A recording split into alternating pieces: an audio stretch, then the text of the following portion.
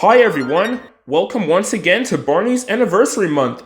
We have gone through the first 3 videos of the Lyrick Era from 1997, and now we're taking a look at the videos from 1998, the time period where Barney celebrated his 10th anniversary. So, let's get rolling! It's time for counting. Well, this is an interesting one. One day in the treehouse, the kids were looking for some round things, square things, 2 yellow things, and fruits, as well as finding something big and purple.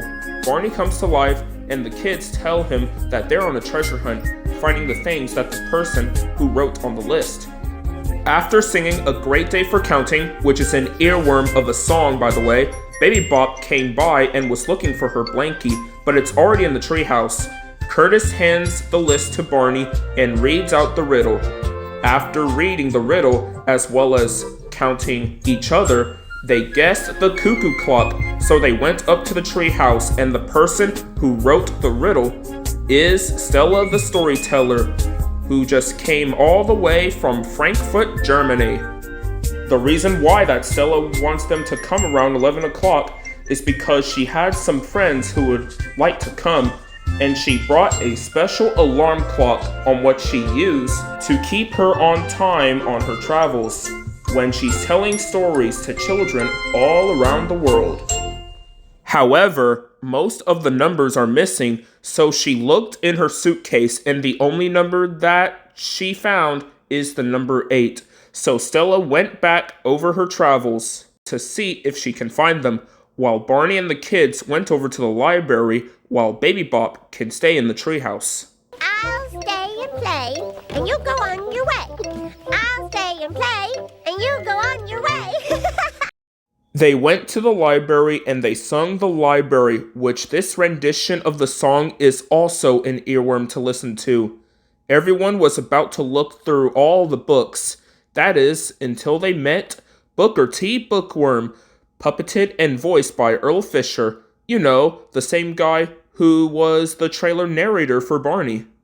Barney tells Booker T that Stella lost some of her numbers in the library, so the bookworm went over to the first book that Stella looked at, and that was The Goose That Laid the Golden Eggs. It was about a farmer and his wife living at a small farm, didn't have much to eat, so they shared the eggs with the neighbors and then bring some milk tomorrow. Then a goose wandered by, and they're lucky to have the goose came to live with them.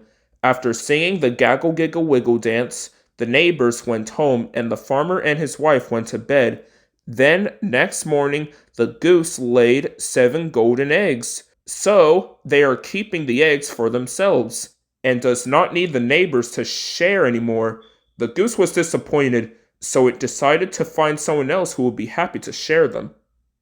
When they got back, the eggs were gone along with the goose, and the farmer and his wife learned an important, valuable lesson. After the story, Barney had found the number 7, and we cut back to Baby Bop making numbers, making the number 1.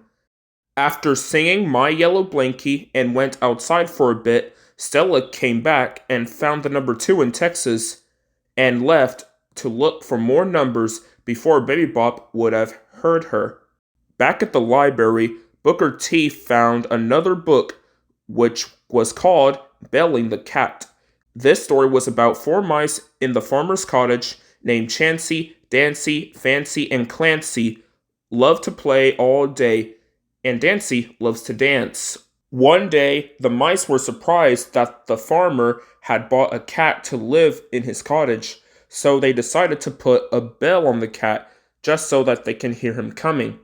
So Clancy got close to the cat and he was frightened, so Fancy has to do it. But Clancy said that she is too small, so Fancy declares, I'm braver than you think, Clancy.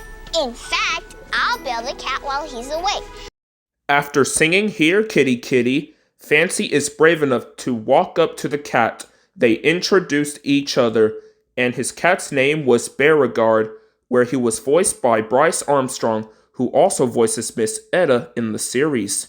Fancy explains that her friends thought the bell would look nice around Beauregard's collar, so he agrees and put the bell on his collar, and from that day on, they would become friends and play each other.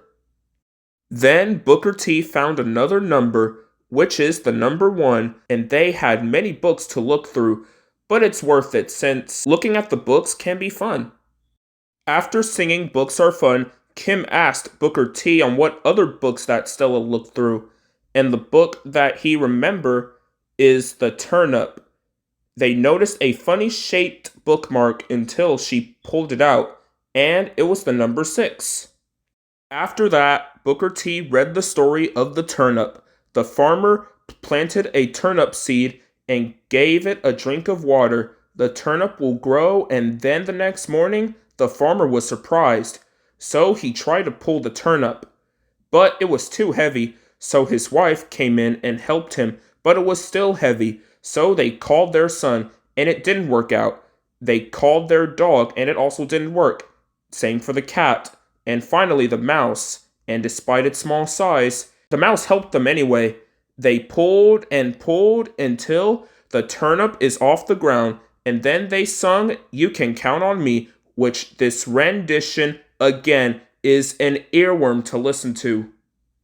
We cut back to Baby Bop making numbers, such as the number 2, and then found the number 3 on the clock, but she didn't know at the time. After she sang Look at Me, I'm 3, Stella came in, where she found 11 and 12 in Illinois and Tucson. Baby Bop tells Stella that Barney and the kids were at the library looking for the numbers on the clock, so Stella went to the library.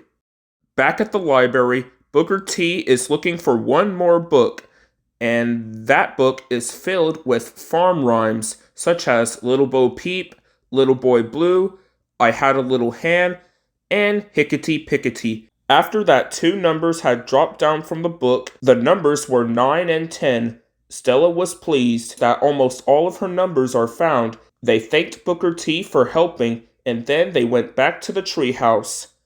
After assembling the numbers, they are still missing the number 3 until Baby Bop shows up and shows them the number 3, and then all the numbers from the alarm clock is complete. Stella is ready to show everyone about her surprise, and she shows a lot of her cousins. And I'm not going to say all of their names, otherwise it will take me freaking forever. And because that she has a lot of cousins, she has her own baseball team. So Stella requested Barney to take a team picture, much to his delight. Stella got into the shot, and they took a nice photo. After that, they left to go play ball, and Baby Bop went on her way. And after singing Our Family, Barney tells the children that sometimes friends can be like family when they all had fun together. Before I get into the facts, I want to talk about the casting. While Josh Martin was Barney in Season 4, where David Joyner was absent filming Barney's Great Adventure, Barney's voice was originally done by Duncan Brandon, while Bob West is away in Montreal, Canada. The same thing can be said for Julie Johnson and Jeff Ayres, where the characters' voices were originally done by Carol Farabee, but after production of the film, the actors returned to dub over their dialogue. While the mouth movements are pretty seamless, around 40%, but for some cases, it can be pretty off and a bit janky at times. And sometimes friends can be like family when you all have fun together. As for Baby Bop, since Jeff Ayres was in Canada filming the movie, Ronald Lee Clark was brought in to perform the character. He also performs Baby Bop in Barney's Big Surprise, but we'll get to that at the last section of the series. Now let's get into the facts. This was Booker T. Bookworm's debut before he was carried over into Season 5. The farm sets were used after its appearance in E.I.E.I.O. in Season 4, and the first time where Stella says Toodles more than once.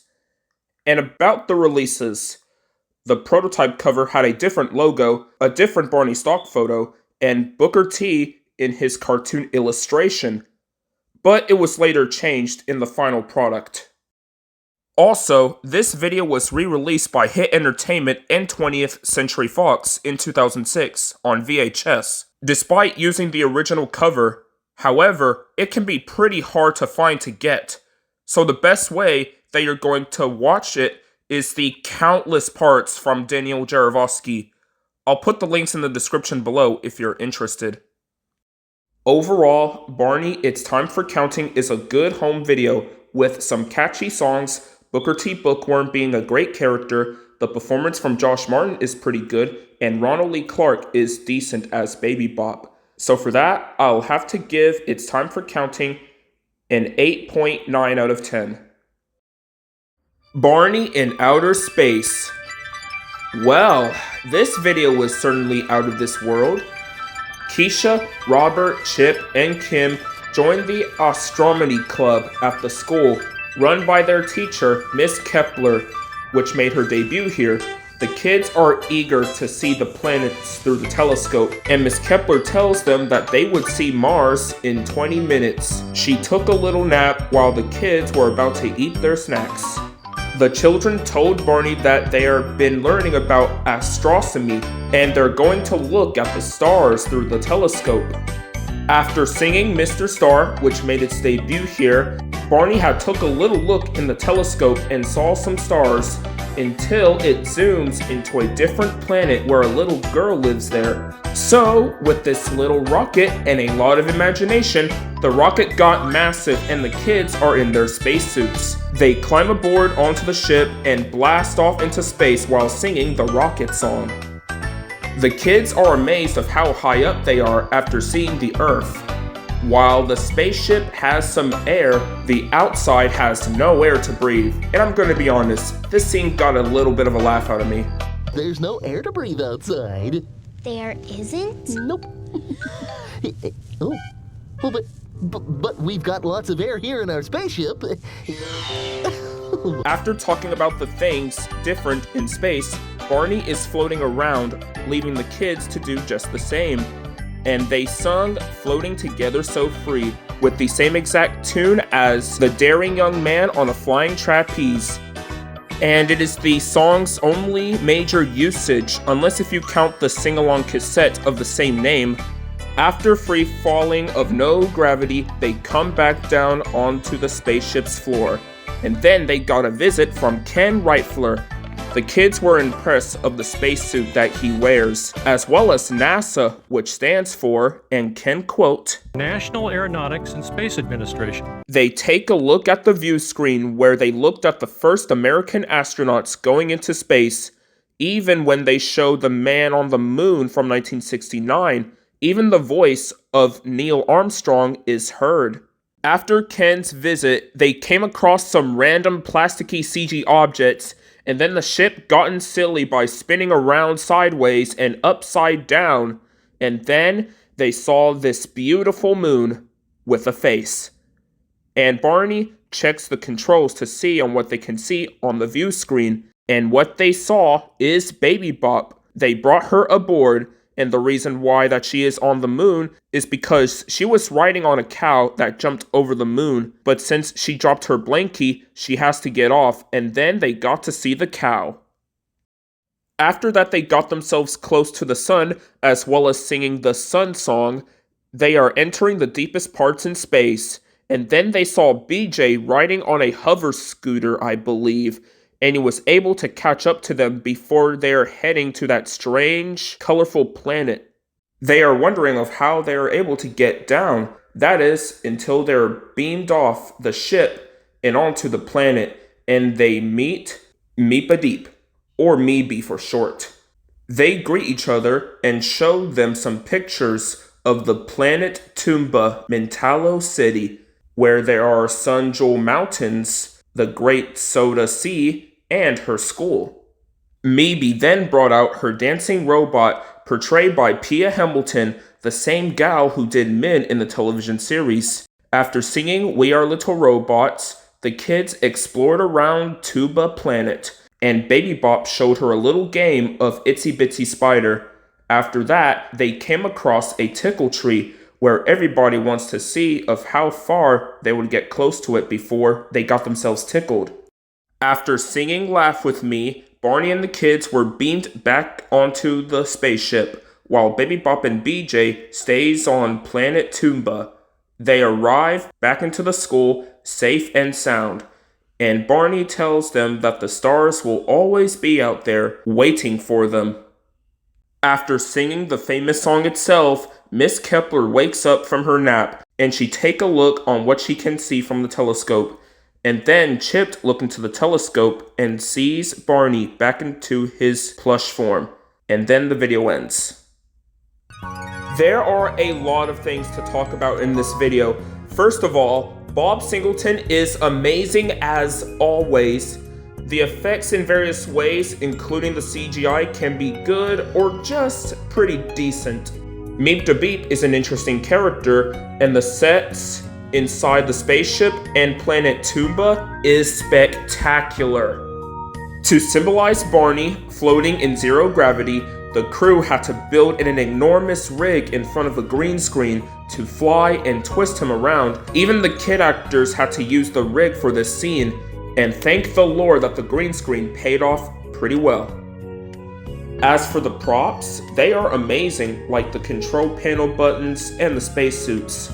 While Daniele Vega kept her astronomy jacket, Robert's spacesuit, however, would be reused in the Land of Make-Believe, which will cover the hit era videos eventually, and the control panels would be in the hands of Barney historian Andrew Olson. As for the screener, there are some major differences between that and the final product. The clips that were used in the opening is completely different. Some visual, audio, and animation elements are in the work in progress. This different angle of Baby Bop is used. And of course, at the end credits, we get no music, and instead, we are presented with the Black Void. Not to mention that the copyright date of 1997 before it was changed to 1998. Despite this, I still enjoy this video. The sets are impressive as always, the music is wonderful, and it's nice that David Joyner returned to perform our favorite purple dino again after production of Barney's Great Adventure had ended. So therefore, I will have to give Barney in Outer Space a solid 10 out of 10. My Party with Barney. Well, this is something special for the kids in the late 90s and the early 2000s. If some of you may not know about My Party with Barney, let me explain. You see, when this video was released by Kideo, it was a personalized home video made for a child. To purchase this video, you have to send a photo of a child and said a child's name, and then they'll do the rest in terms of editing and making sure that the child's head is locked on the animated body, and the animation is done by Barrel Animation in Vancouver, Canada. Basically, this plot follows Barney, Baby Bop, and BJ throwing a party for a specific child and would interact with him or her, from giving a child a balloon, a child having a party with these cartoon animals, looking at the special book with baby pictures, doing the things by him or herself, singing about colors, singing about silly hats, and at the very end of the video, a child is presented with a nice photo of the dinos together. And that's basically what the plot is, basically, but it's interesting.